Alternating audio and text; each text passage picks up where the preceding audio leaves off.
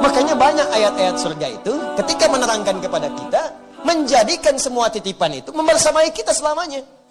Coba lihat ya, yang ke surga bawa bapaknya, ibunya, pasangannya, ada. Buka Quran surah ke-13, misal ayat 23. Jannati adnin yadkhulunaha wa man salaha min abaihim wa azwajihim wa dzurriyyatihim. Ada orang yang akan masuk ke dalam surga Aden. Jadi masuk surganya lewat surga Aden, tapi melewati semua pintu surga. Semua pintu dilewatin, lewat surga Aden dulu, semua pintu dilewatin. Setiap masuk surga disambut oleh semua malaikat yang jaga pintu surga. Ya, salamun alaikum bima sabartum. Mereka mengatakan, selamat Anda sabar saat berada di dunia mengamalkan amalan. Siapa yang masuk itu? Ternyata anak-anak yang bisa menggandeng bapak ibunya. Ya, wa abaihim, wa man salaha min abaihim. Orang-orang saleh di kalangan bapaknya. Bapaknya digandeng. Masuk surga bawa bapak ibunya. Masya Allah, bagaimana perasaan ibu yang telah mengandungnya saat di dunia. Dan dibalas itu dengan surga. Kalau dunia banyak lah. Kalau dibalas dengan mobil udah banyak. Balas dengan rumah yang belum beriman pun bisa. Balas dengan surga. Itu kebanggaan tingkat tinggi yang kita bisa persembahkan di akhirat nanti. Makanya cari amalan yang bisa menggandeng bapak ibu kita. Cari.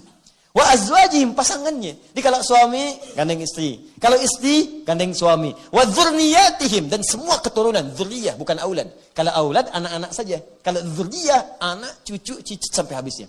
Gandeng semua. Makanya satu-satunya makhluk manusia di muka bumi yang bisa menggandeng seluruh manusia umatnya ke belakang Nabi Muhammad SAW. Ya, hamba Allah yang beriman, beramal saleh, umatnya Nabi Muhammad dipimpin oleh Nabi masuk dalam surga. Ya. Tapi ketika itu ada yang menarik. Bukankah suami saat di dunia itu titipan bagi istrinya? Bukankah istri titipan bagi suaminya? Bukankah anak titipan bagi kedua orang tuanya? Nah, titipan itu saat dititipkan, rawat itu dengan baik, Pak. Si kita itu titipan. Dititipkan kepada kita karena Allah itu melihat Anda yang mampu membuat dia soleha. Mudah bagi Allah menitipkan pada pria lain. Tapi ketika yang dipilih Anda yang dipercaya, di tangan Anda dia bisa jadi soleha. Ibu yang di bawah, Bu, ya. Ini suami-suami yang di atas ini bersama saya dititipkan kepada ibu di bawah. Karena menurut Allah, ibu yang mampu menjadikan dia soleh. Ibu yang mampu menyertai dia menjadi saleh. Mudah bagi Allah menitipkan dia pada perempuan lain. Tapi kenapa dititipkan kepada ibu? Karena di tangan ibu dia insya Allah menjadi saleh. Dan di tangan Anda dia menjadi salihah. Karena itu berpartner dalam kehidupan supaya dua-duanya punya penilaian baik insya Allah subhanahu wa ta'ala. Itu poinnya. Ini yang satu belum salihah udah minta yang kedua. Dua belum salihah udah minta yang ketiga. Titipan, ditanya satu saat nanti. Bagaimana jawabannya? Memang bahasanya bagus. Pak, kenapa sih udah begini? Mama sholat senang berjamaah atau sendirian? Besar mana pahalanya? Ya berjamaah apa? Baik, berjamaah itu ada imam, ada makmum. Baik, kalau berjamaah imamnya berapa? 1. Baik, berapa imamnya? 1. Berapa? 1. Baik. Makmum berapa? 1 lah Pak, kan sah gitu kan? Ya sudah, makmum 1, imam 1. Baik, kira-kira kalau makmumnya 2, ya lebih afdol mana dengan imamnya 1? 2. Terus kalau makmumnya 3, ya 3. Ya kalau 4, ya 4. Ya sudah. Pak, yang penting bukan banyaknya makmum, yang penting berjamaahnya sah di hadapan Allah Subhanahu wa taala. Di bawah ibu-ibu langsung.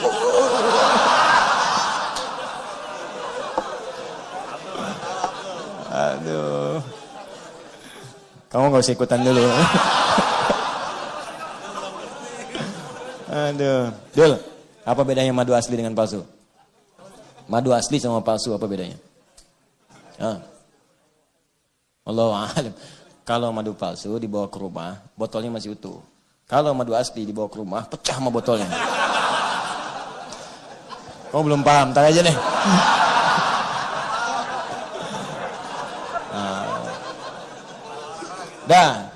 Anak titipan.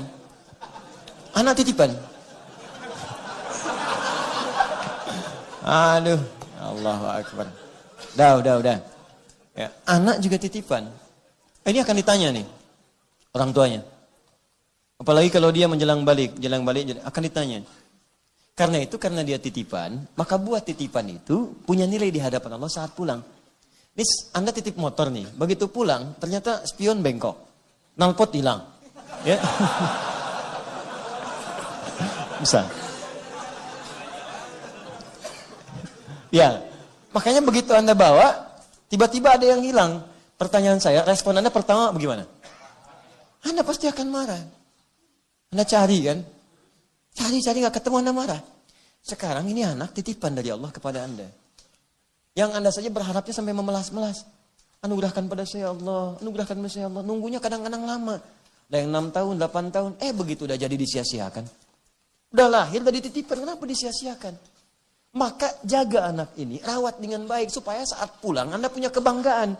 Kan tuh motor kalau dirawat, baik, rapi, pulang, bersih, bahkan clean. Begitu Anda dapat, kan Anda senang, bahagia betul. Ini saat pulang menghadap Allah, hafal Quran, sholatnya rajin, jadi anak hebat, luar biasa. Pulang Anda bangga. Yang punya senang, begitu senang, diberikan kepada Anda hak milik selamanya tanpa dipisahkan. Sama sekali. Tapi kalau nggak dirawat dengan baik, Allahu Akbar. Nestapa nanti. Maka semua hal yang didengar di akhirat nanti hanya berupa penyesalan. Apa Anda tega yang telah melahirkannya tiba-tiba mendengar teriakan anak di neraka? Makanya Allah kisahkan dulu kisah Kan'an dengan keluarganya. Ya, kisah-kisah kemudian yang sebelum-sebelumnya. Supaya apa? Supaya jadi pelajaran pada kita, jangan berlaku yang sama lagi. Jangan diikutin, itu bukan dongeng pengantar tidur. Tapi amalan untuk diresapi dan diamalkan dalam kehidupan kita. Jelas ya? Ya coba pulang sini, merenung dulu sebelum tidur, cek anak-anaknya sekolah di mana. Jangan-jangan selama ini cuma membanggakan dunia tapi sholatnya nggak bisa. Apa Anda bangga anak jadi dokter, ya S3, bahkan profesor. Tapi saat Anda wafat, nyolatin aja nggak bisa. Anda wafat, mandiin aja nggak bisa.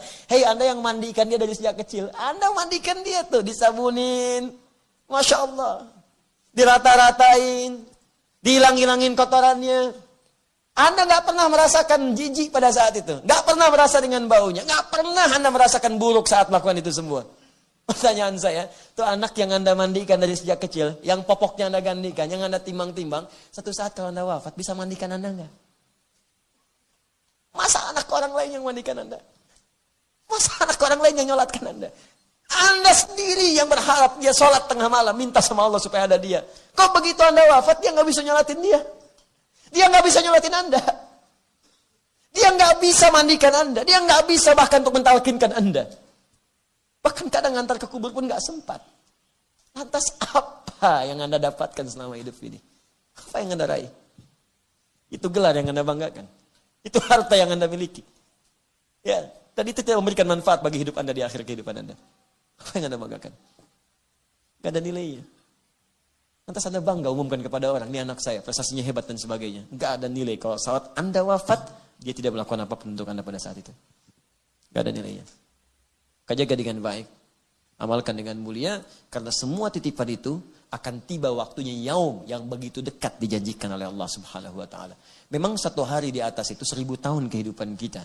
Tapi kita tidak tahu di mana hari ke-1000 itu yang kita akan segera pulang untuk mempertanggungjawabkan apa yang telah kita kerjakan selama hidup di dunia ini. Nah, sekarang pertanyaannya, ya Allah, saya ingin berubah. Saya ingin menggunakan harta saya untuk kepentingan ibadah. Saya ingin menggunakan kedudukan saya untuk ibadah. Saya ingin gunakan ilmu saya untuk beramal soleh. Dan saya ingin ajak semua keluarga saya untuk dekat denganmu. Bagaimana caranya?